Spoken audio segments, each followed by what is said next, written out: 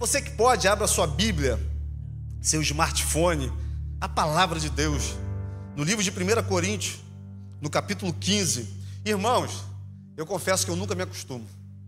Todas as vezes que eu tenho a oportunidade de estar trazendo uma mensagem, até mesmo fazendo essas orações que nós fazemos entre o louvor e a palavra, o meu coração se enche muito de temor. Eu confesso que eu tenho uma forma de extravasar meu nervosismo. Eu fico com os dedos todos gelados. Eu estou aqui, eu estou apertando a mão porque ela está fria. Porque eu entendo que é uma grande responsabilidade. E hoje eu estava pensando sobre isso.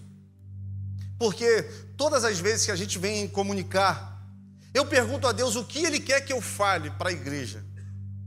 Porque é muito comum nós queremos falar daquilo que nós estamos estudando. É muito comum nós queremos falar daquilo que nós estamos vendo. Isso não tem problema nenhum. Mas muitas são as vezes que o Espírito constrange o nosso coração e a gente percebe que Ele quer trazer uma mensagem específica. E eu confesso que enquanto eu construía essa mensagem, eu não tinha me dado conta que hoje nós participaremos da Ceia ao Senhor.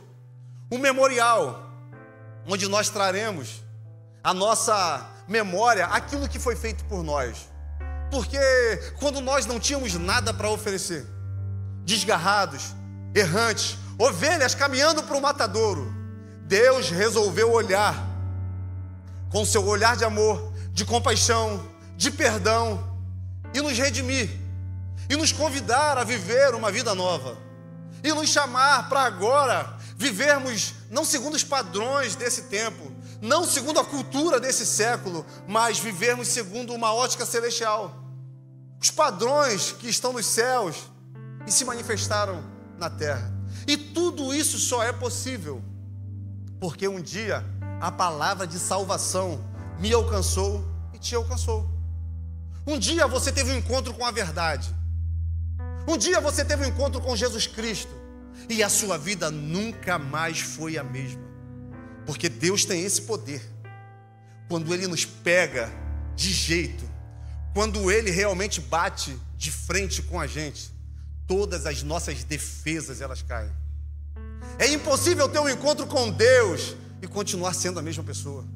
É impossível experimentar a graça e voltar para o mesmo lugar onde nós estávamos. E eu não estou falando de lugar físico, eu estou falando de um lugar espiritual. Porque quando essa graça é descortinada, a nossa vida muda. E não é uma mudança momentânea, é uma mudança eterna. Então é muito comum nós chegarmos aqui na igreja e nós ouvirmos palavras de edificação, palavras de consolo e muitas vezes até palavra de exortação. A palavra profética, ela trabalha em cima desses três pilares. O próprio Paulo fala em 1 Coríntios, no seu capítulo 14. Mas toda mensagem necessariamente tem que convergir em uma direção. Toda mensagem liberada no altar tem que convergir na pessoa de Jesus Cristo. E em tudo aquilo que Ele fez por nós. Porque é isso que muda a nossa vida. Quando nós entendemos o que Deus fez por nós. Só que é muito comum também nós conversarmos com pessoas que, de alguma forma, viveram essa experiência. Experimentaram um pouquinho do mundo vindouro. Só que, sem perceber, durante a sua caminhada existencial, sem perceber, diante do dia a dia, dos afazeres, eles foram perdendo a sensibilidade sobre quem é Jesus Cristo. Muitas vezes nós nos acostumamos a estar em um lugar como esse, entrar, louvar, cantar, ofertar, mas isso se torna tão automático, tão rotineiro, tão cotidiano. E se isso for uma constante na nossa vida, nós deixaremos de experimentar de algo precioso, que é a presença do Senhor querendo se manifestar nas nossas vidas todos os dias. Não há nada mais poderoso do que a possibilidade de viver essa graça todos os dias. Não há nada mais poderoso do que a possibilidade de se relacionar com Jesus Cristo todos os dias. O verdadeiro culto acontece não quando nós estamos em um lugar. O verdadeiro culto acontece quando nós entramos em uma presença. É quando nós chegamos em um lugar e nós sentimos, agora eu cheguei em um lugar onde a minha conexão com Deus, ela está ativada. E é nesse momento que nós começamos a experimentar um pouquinho daquilo que Deus é e daquilo que Ele quer fazer nas nossas vidas. Mas tudo isso só é possível porque um dia Jesus Cristo morreu, mas ao terceiro dia ressuscitou, nos dando a possibilidade de uma vida nova. E é sobre isso que nós vamos falar nessa noite. E eu pedi para você abrir em 1 Coríntios, no capítulo 15. E, irmãos, Corinto é uma cidade grega. E nós sabemos que a Grécia é o berço da filosofia. Nós sabemos que a Grécia é o berço dos pensadores, dos sociólogos. É lá que nasceu as grandes teorias existenciais. E essa igreja, ela nasce de uma forma muito interessante. Por quê? Porque a cultura grega, ela é muito idólatra. Se a gente pegar no livro de Atos, no capítulo 17, nós vamos perceber Paulo e Silas chegando na cidade de Atenas. E quando Paulo e Silas chegam em Atenas, a palavra vai dizer que o espírito de Paulo começa a ficar muito indignado. Por quê? Porque Atenas era um lugar de muita idolatria. A palavra vai dizer que Paulo, então indignado, ele começa a falar sobre Jesus Cristo, sobre o Filho de Deus, que morreu e ressuscitou. Aqueles homens, então, ouvindo as palavras de Paulo, resolvem convidá-lo para ir até um lugar que era chamado Aerópago. O Aerópago era uma grande pedra onde os grandes filósofos, os pensadores ou os seus discípulos iam lá para falar acerca da vida, para tentar, de alguma forma, explicar sobre os seus deuses. E nessa trajetória, nesse caminho, Paulo percebe que centenas de altares a falsos deuses estavam erguidos no caminho. Então aquilo começa a chamar muito a atenção de Paulo, até que ele olha para um altar e ele percebe que estava escrito assim: ao Deus desconhecido. Paulo então pega aquela informação, guarda, e já no Aerópago ele começa a falar sobre Jesus Cristo. E ele começa a explicar todas as coisas. Ele começa a falar sobre um Deus que criou o universo, um Deus que criou tudo o que existe, um Deus que reina com cetro de justiça, um Deus que perdoa a nossa ignorância, mas um Deus que vai vir julgar. E Paulo fala para aqueles homens: olha, esse Deus que eu estou pregando é o mesmo Deus que está lá e vocês não conhecem porque no seu altar não tem nome, está lá desconhecido. Perceba que eles eram tão idólatras que eles, por não conhecerem, mesmo assim temerem o que aquela divindade poderia fazer, eles resolvem fazer um altar. Paulo então fala que esse Deus amou tanto o mundo que entregou o seu filho e ele morreu e ao terceiro dia ressuscitou. Quando aqueles homens ouvem falar da ressurreição, eles começam a zombar, eles começam a rir e eles começam a escarnecer de Paulo. Por quê? Porque a cultura grega, ela acredita que a matéria é má. O nosso corpo, nós, matéria, nós somos maus, mas o espírito é bom. Então eles acreditam que a morte é a libertação do espírito, é o espírito se livrando da matéria má. É o espírito agora não estando mais preso, experimentando de uma liberdade eterna. Quando Paulo fala da ressurreição, ele naturalmente está lançando uma contracultura naquele lugar. O que ele está afirmando? Olha, o que vocês creem é errado. O que vocês creem não existe. O único Deus que existe é o Deus Yahvé, é o Deus dos deuses, e Ele entregou o seu único filho, e esse filho morreu e ressuscitou. Aqueles homens então expulsam Paulo e Silas daquele lugar, e eles vão diretamente para Corinto, onde é fundada essa igreja. E a igreja de Corinto está florescendo, a igreja de Corinto está crescendo, a igreja de Corinto está trazendo muita alegria no coração de Paulo, mas em algum momento eles permitiram que a cultura local começasse a se infiltrar no culto ao Senhor.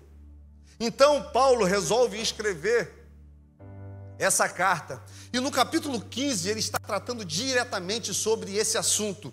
E você que pode, você que abriu, leia comigo. E ele diz assim: irmãos, quero lembrar a vocês do evangelho que eu preguei, o evangelho que vocês receberam e no qual estão firmes. Por meio desse evangelho, vocês são salvos, desde que se apeguem firmemente à palavra que eu preguei. Caso contrário, vocês creram em vão, pois o que primeiramente eu transmiti a vocês foi o que recebi, que Jesus Cristo morreu pelos nossos pecados. Segundo as Escrituras, ele foi sepultado e no terceiro dia ele ressuscitou. Apareceu a Pedro e depois aos 12. Depois disso, ele apareceu a mais de 500 irmãos. Uns já dormem, uns já morreram, outros estão andando por aí. Depois ele apareceu para Tiago, depois para todos os apóstolos. Depois ele apareceu para mim também, como aquele que nasceu fora de tempo. Eu sou o menor dos apóstolos. Eu nem sei se mereço ser chamado apóstolo, porque eu persegui a igreja. Mas pela graça de Deus, eu sou o que sou. A sua graça para comigo não foi inútil. Antes, eu trabalhei mais do que todos eles. Contudo, não eu, mas a graça de Deus comigo. Portanto, quer tenha sido eu, quer tenha sido eles, nós pregamos e vocês creram. Ora, se está sendo pregado que Cristo ressuscitou dentre os mortos, como alguns de vocês estão dizendo que não existe ressurreição? Se não existe ressurreição, Jesus Cristo não ressuscitou. Se Jesus Cristo não ressuscitou, é inútil a nossa pregação, como também é inútil a fé que vocês têm. Mais que isso, seremos considerados falsas testemunhas, pois contra ele testemunhamos que Jesus Cristo ressuscitou dos mortos. Mas de fato, se os mortos não ressuscitam, ele também não ressuscitou. Mas se Cristo ressuscitou, se Cristo não ressuscitou, é inútil a fé que vocês têm. Ainda estão em seus pecados. Nesse caso, também os que dormiram com Cristo estão perdidos. Se é somente para essa vida que temos esperança em Cristo, somos de todos os homens os mais dignos de compaixão. Paulo, então, ele resolve confrontar diretamente a cultura grega que estava tentando infiltrar esse pensamento dentro da igreja. E, irmãos, quantas são as vezes que, sem perceber, algumas coisas começam a se infiltrar dentro dos nossos corações, dentro do nosso culto ao Senhor. Eu gosto muito de dizer que a igreja, nesse tempo, vive esse grande desafio de ser uma igreja temporal, de ter a capacidade de acompanhar o tempo, mas de não se secularizar, não permitir que aquilo que não é sagrado, não permitir que aquilo que de alguma forma impeça o nosso culto ao Senhor de ser um culto racional, de ser um culto puro, de ser um culto aceitável, se infiltre. E se nós não nos preocuparmos com isso, é bem possível que a gente continue achando que estamos prestando adoração ao Deus. É possível que a gente continue achando que Deus está se agradando daquilo que nós estamos fazendo, mas o que nós estamos fazendo ser vão. Nós temos que nos preocupar se o culto que nós estamos prestando está agradando o coração de Deus. Eu lembro que um tempo atrás, em oração, eu fiz esse questionamento ao Senhor. Senhor, será que o que eu estou fazendo está agradando o seu coração? Será que a minha vida está sendo uma vida onde o seu nome está sendo glorificado? Onde de alguma forma você olha para mim e o seu coração se alegra com o que eu tenho feito? Porque, irmãos, é muito comum nós nos acostumarmos com o que fazemos. E nós levamos isso para a nossa relação com Deus. E nós não nos preocupamos em agradá-lo.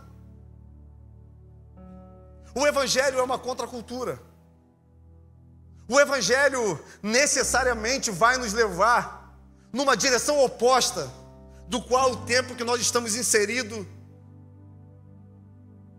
no tempo no qual nós estamos vivendo.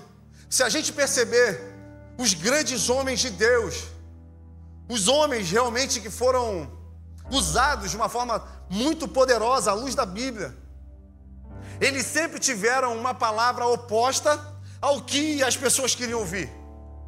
Eles sempre tiveram uma palavra afinada com as verdades que existiam no céu.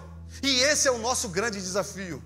Fazer com que aquilo que está acontecendo nos céus, fazer com que as vontades que já foram estabelecidas por Deus se manifestem nas nossas vidas. Você lembra Jesus orando? Fazer aí: Pai nosso que está nos céus, santificado o pão nosso de cada dia nos dai hoje. Perdoai as nossas ofensas, assim como nós temos ofendido. Não nos deixe cair em tentação. Então, nós temos que lembrar sempre que existe uma vontade nos céus.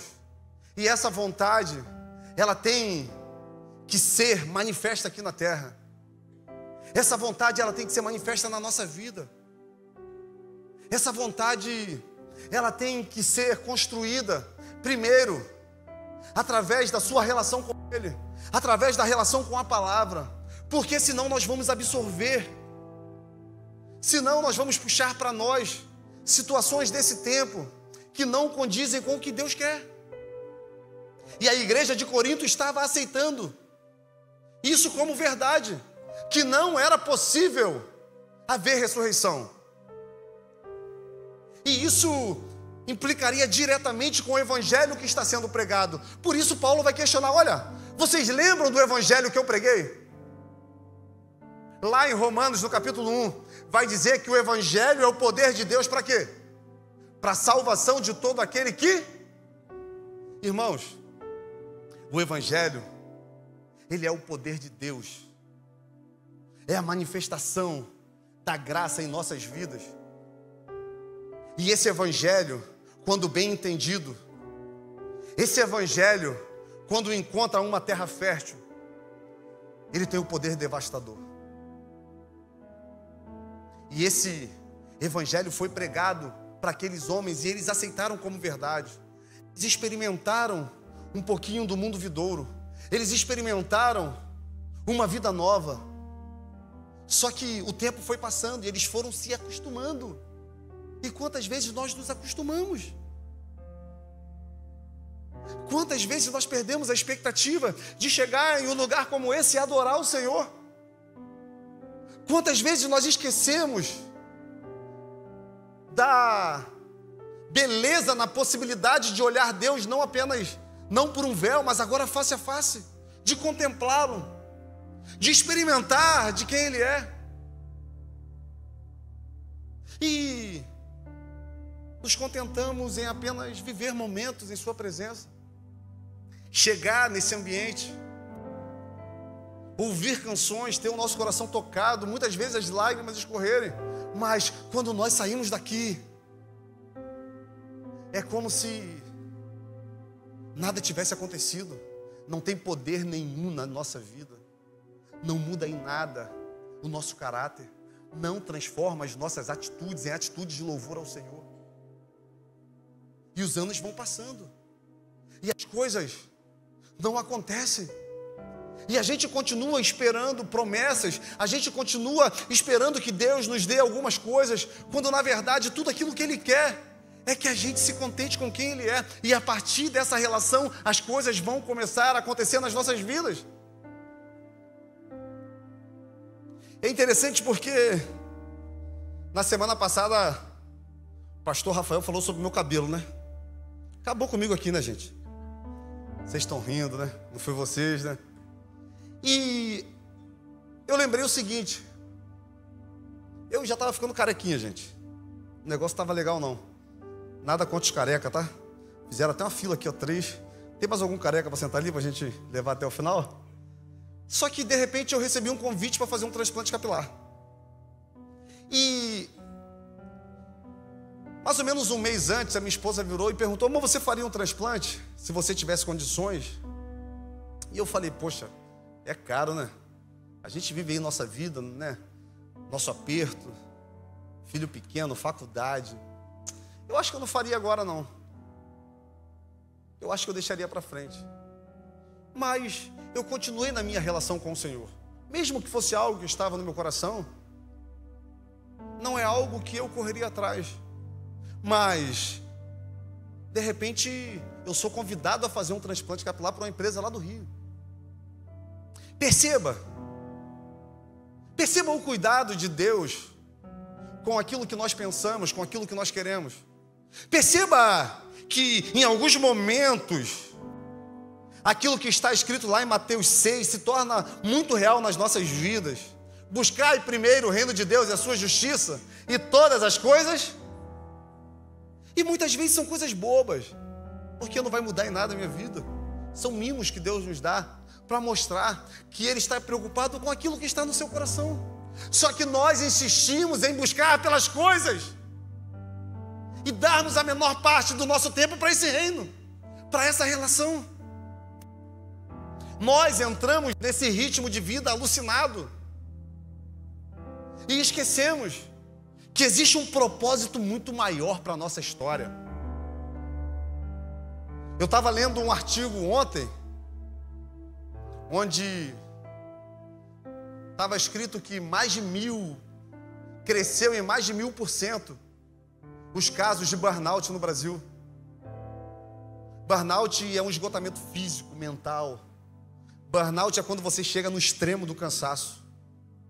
E eu comecei a pensar: meu Deus, nós estamos buscando tantas coisas, e nós estamos nos desgastando, correndo atrás de coisas que a ferrugem corrói, que o tempo leva. Não que isso seja errado, mas se nós primeiro nos concentrarmos no Evangelho de Deus, se nós primeiro nos preocuparmos em viver essa vida que Deus tem para nós, irmãos, naturalmente algumas coisas na nossa vida vão acontecer.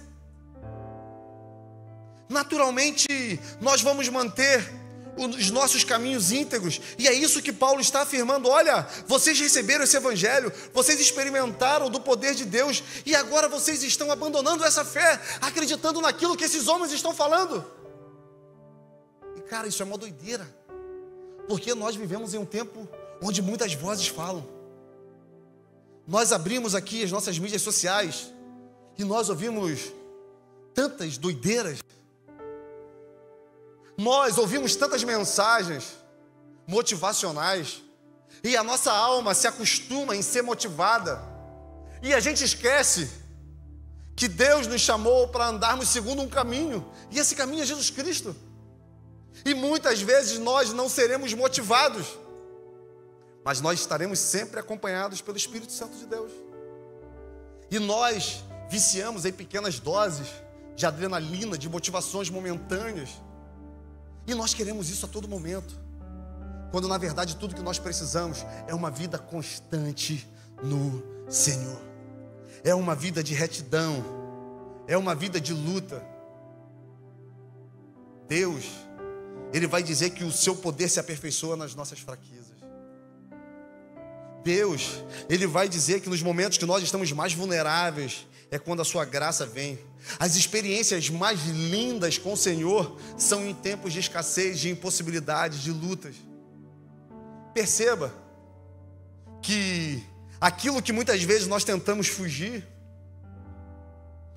é o local perfeito para que Deus se manifeste e mostre muito mais da sua face para nós. E buscamos desesperadamente sair desse lugar, quando na verdade o que Deus deseja é que a gente chame Ele para viver esse momento junto com a gente. Ninguém é forte o tempo todo. Ninguém vive só de vitória. Ninguém é super-homem. Então, chega de tentar ser forte o tempo todo. Se prostre, se renda ao Senhor. Permita que Ele direcione a sua vida, que Ele mude a sua história. Esse é o Evangelho do Reino de Deus. É Deus governando as nossas vidas. A proposta do Evangelho é que Deus direcione os nossos caminhos. Olha que coisa simples. Não é nada mirabolante. E muitas vezes nós ouvimos tantas coisas e acreditamos. Para de ouvir muitas vozes, vai ouvir a voz do Senhor. Para de procurar respostas em pessoas que você não conhece, em mensagens de pessoas que você não conhece a história.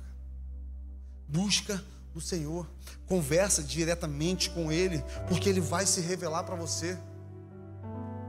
E Paulo está afirmando àquele povo: olha, esse evangelho que eu preguei para vocês, não foi eu que inventei, não.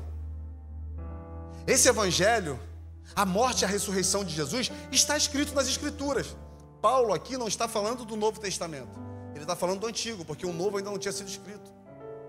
O que ele está tentando mostrar? Todo o Antigo Testamento aponta para Jesus Cristo, para sua morte e ressurreição. Todos os homens que foram expoentes na Bíblia, eles apontavam para Jesus Cristo. Então, foi esse evangelho que me passaram e é o que eu estou passando para vocês. Chega de acreditar em qualquer coisa. O que eu mostrei para vocês é o evangelho da salvação do reino de Deus. E ele continua: olha, Jesus, ele morreu e Jesus, ele ressuscitou. Irmãos,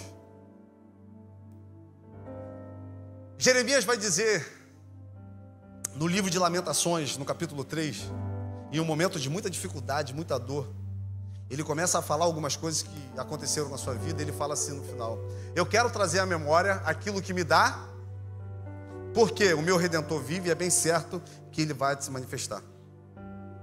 Nós buscamos esperança em tantas coisas, nós procuramos esperança em tantas pessoas, mas não existe esperança maior do que a certeza que Jesus Cristo morreu e ressuscitou em favor dos nossos pecados. Não importa o que você está vivendo, essa verdade é poderosa demais. Não importa o que hoje é impossível para você, essa verdade, ela tem que encher o seu coração de esperança. Jesus Cristo morreu e ao terceiro dia ressuscitou. E Paulo continua: olha, ele ressuscitou, ele apareceu para Pedro. Por que Paulo fala sobre Pedro nesse momento? Porque algumas pessoas lá em Corinto gostavam muito de Pedro. Então, ele tenta mostrar uma relação próxima entre uma pessoa que viu Jesus ressuscitado e a igreja. Ele apareceu para os 12, ele apareceu para 500 pessoas, algumas já morreram, mas muitos estão aí como testemunhas. E depois ele apareceu para mim, como aquele nascido fora de tempo. Paulo, ele teve uma experiência incrível com Deus no caminho de Damasco. Ele pegou uma carta do governador para perseguir os cristãos, para matar os cristãos. Só que no caminho ele tem um encontro com Jesus Cristo.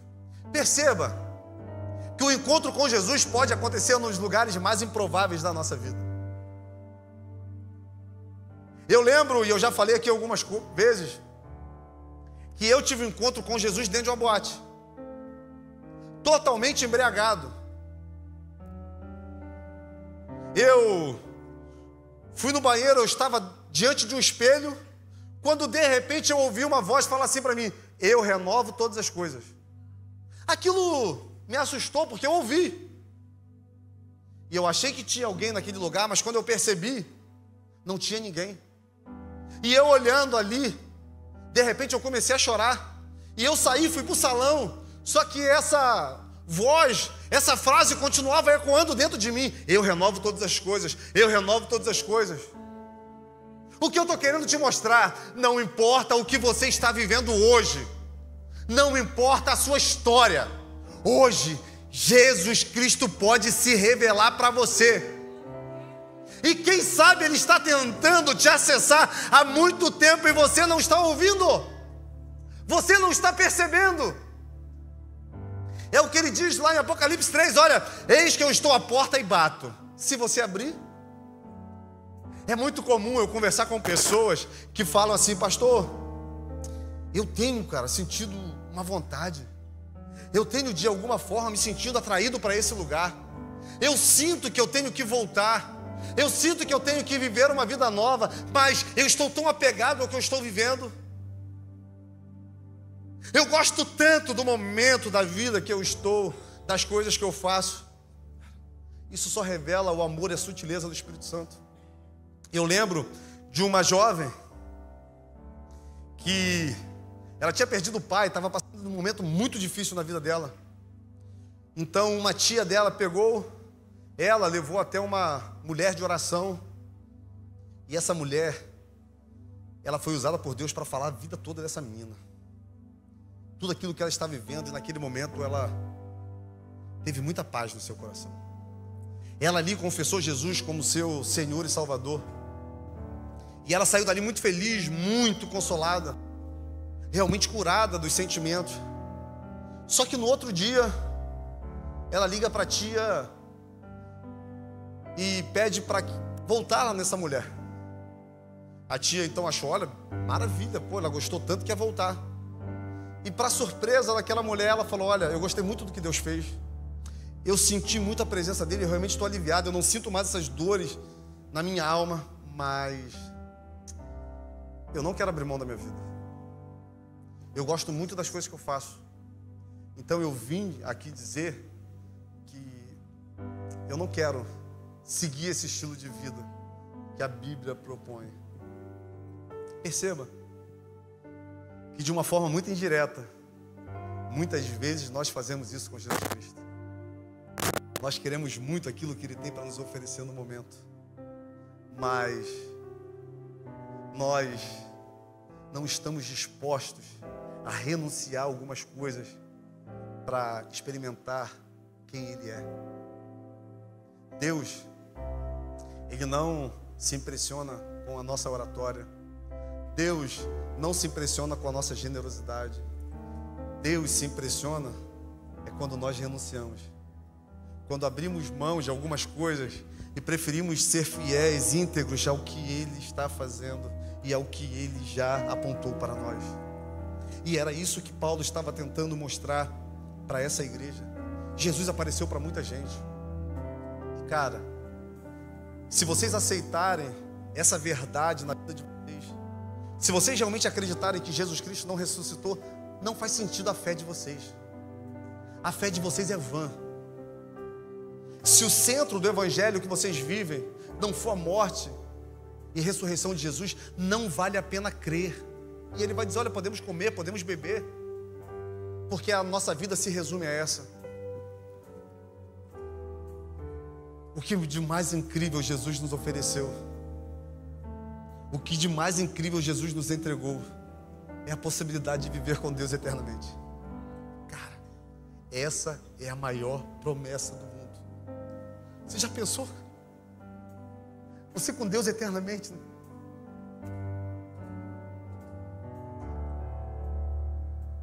Nós não merecemos, cara. Nós não merecemos o preço que foi pago. Nós não merecemos a entrega que foi feita. Nós não merecemos. Porque Ele é puro, Ele era santo e Ele levou sobre si as nossas dores. Colocaram no nosso rei uma coroa de espinho, pregos em suas mãos, só porque Ele resolveu nos amar, cara. E nós insistimos em viver a nossa vida de acordo com as nossas vontades.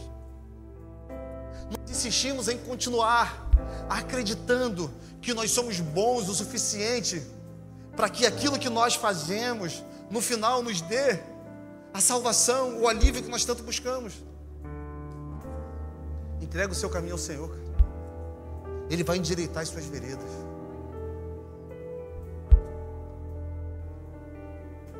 Se entregue de uma forma que você nunca se entregou, que você vai experimentar aquilo que você nunca experimentou. Rejeitar a ressurreição era rejeitar a obra redentora de Jesus Cristo. Então Paulo vira para aqueles homens e dobra a aposta. Olha, não só Jesus Cristo morreu e ressuscitou, como nós também vamos ressuscitar nos últimos dias com Ele. Aqueles homens então, eles começam a ter a noção daquilo que eles estavam permitindo entrar no culto dele. E Paulo vai dizer, olha, se ele não tivesse ressuscitado, nós ainda teríamos a dívida do pecado.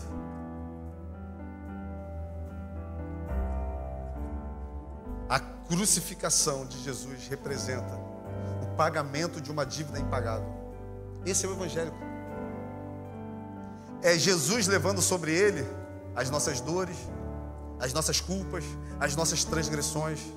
É Deus indo lá em Gênesis e entregando uma cédula, comprando uma dívida que nós contraímos a partir do momento que Adão peca. É a profecia de Gênesis capítulo 3, versículo 15 se cumprindo. A cabeça da serpente sendo esmagada.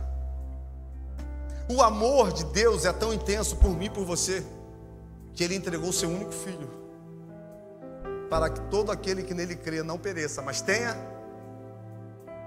Só que quando a gente ouve essa frase, essa afirmação muito poderosa, para mim, a mais poderosa da palavra: Deus amou o mundo de tal maneira. É o mundo, o cosmos. Deus amou a sua criação. Deus, Ele se reconciliou com toda a criação. Tudo aquilo que foi criado foi reconciliado a partir da morte de Jesus. A gente simplifica o crer, porque a gente olha, quem crê e for batizado vai ser salvo. Aquele que crê, mesmo que morra, viverá eternamente. Só que o próprio Jesus vai falar que os sinais seguirão os que creem. Então, crer não é um sentimento de acreditar em algo. Crer é uma transformação, uma metanoia gerada dentro de nós, que vai transformar toda a nossa existência. E a partir de agora, os frutos do Espírito, e a partir de agora, a nossa vida vai ser um sacrifício vivo em louvor ao Senhor. É isso que as pessoas estão buscando nesse tempo, cara. É isso que aqueles que ainda não tiveram um encontro com Jesus estão procurando em nós. Esses frutos do Espírito não são palavras bonitas, não são frases bem elaboradas, não são frases motivacionais. Sabe por quê? Se a palavra só nos motivar, se ela não nos libertar, novamente nós seremos escravos. Nós saímos do ambiente, a gente ouve, a gente fica empolgado, mas depois a gente novamente volta para a prisão. Agora, se a palavra nos libertar, se o Filho do Homem verdadeiramente nos libertar, verdadeiramente nós seremos livres eternamente. E é isso que Deus deseja fazer comigo e com você nessa noite. Mas pastor, como que eu vou viver essa vida, cara? Todos nós procuramos a felicidade a todo custo. Todos nós buscamos de todas as formas ser feliz, e não há nada de errado nisso. Mas na Bíblia, no nosso manual de vida, tem explicação para tudo. O próprio Jesus vai dizer que feliz. Jesus mente. Sabe o que ele vai dizer em Mateus 5? Bem-aventurado, ou feliz, é o quebrantado de coração, porque dele é o reino dos céus. Bem-aventurado, feliz são os mansos, eles herdarão a terra. Bem-aventurado são os que têm fome e sede de justiça, eles serão saciados. Bem-aventurado são os misericordiosos, porque eles vão alcançar a misericórdia. Bem-aventurados são os pacificadores, dele é o reino dos céus. Perceba, irmãos, o sermão da bem-aventurança, a partir de Mateus 5, é a manifestação da vontade dos céus na terra. Isso é o próprio Jesus que está falando. Perceba que o padrão de felicidade segundo os céus é totalmente invertido do nosso. O rei Davi vai dizer que bem-aventurado é o homem que não anda segundo o conselho dos ímpios, que não se detém no caminho dos pecadores e não se assenta na roda, mas antes tem prazer na lei do Senhor e nela medita. Será como árvore plantada junto, no tempo certo vai dar o fruto, e as suas folhas nunca irão cair. Sabe o que Jesus está falando? Sabe o que Davi falou? Que o segredo da felicidade está nesse lugar aqui, ó, na pessoa de Jesus Cristo. Então, pare de procurar em pessoa, pare de procurar em coisas aquilo que você só vai encontrar em Jesus Cristo. Eu queria te convidar a ficar de pé. Essa canção ela é interessante porque ela fala sobre o rever valores e rever conceitos. Eu comecei essa mensagem dizendo que essa palavra falou poderosamente ao meu coração, justamente porque eu tive a capacidade de olhar através de Jesus para mim e perceber que algumas coisas estavam desalinhadas, que mesmo eu com boa intenção, mesmo fazendo as coisas achando que estava agradando o Senhor, eu tinha me perdido, eu tinha permitido que algumas coisas acontecessem, e precisou uma grande frustração, precisou eu olhar para mim e falar: cara, será que eu estou agradando o coração do meu Deus? Para essa mensagem ela brotar como um bálsamo, mas principalmente como uma incrível demonstração de amor. Romanos capítulo 12 vai dizer: não vos conformei com esse século, mas transformai-vos. Perceba que nós não vamos transformar o século, nós vamos nos transformar através da renovação do vosso entendimento. Então eu queria nessa noite que você olhasse para dentro de você. Eu queria nessa noite que você tivesse a capacidade, ou melhor, que você tivesse a ousadia de olhar para o cristão que você está sendo, e que você se fizesse uma pergunta: será que eu estou sendo aquilo que Deus espera que eu seja? Será que eu tenho prestado realmente esse culto, onde a minha adoração tem subido até as narinas do Senhor? Ou será que eu já me acostumei com o rito? E enquanto os irmãos louvam, eu gostaria que você fizesse essa oração. Essa canção é bem propícia, né? Eu queria fazer essa pergunta para você. Tem alguém aqui que entende nessa noite que precisa voltar para o primeiro amor? Amém. Tem alguém que entende? Eu gostaria que você erguesse as suas mãos. Você que nessa noite entende que precisa voltar para esse lugar, não um lugar físico, um lugar espiritual. Hoje uma noite de ceia, e Deus nos dá essa possibilidade. Eu queria orar antes de nós ceiarmos, mesmo no lugar onde você está. Se você entende que existe essa necessidade na sua vida, eu gostaria que realmente você erguesse uma de suas mãos para nós orarmos. Amém. Amém. Aleluia. Tem alguém nessa noite que deseja entregar a vida a Jesus, reconhecer Jesus como seu Senhor e Salvador? Levante também um dos seus braços. Amém. Amém. Mais alguém que hoje deseja voltar, estava afastado, quer voltar para o caminho do Senhor? Aleluia. Feche seus olhos. Pai amado, Pai querido, Reconhecemos, Pai, que muitas vezes nós somos negligentes com a Tua palavra. Muitas vezes nós não percebemos, mas mesmo com boas intenções vamos nos afastando do Senhor, dos propósitos que o Senhor estabeleceu para as nossas vidas.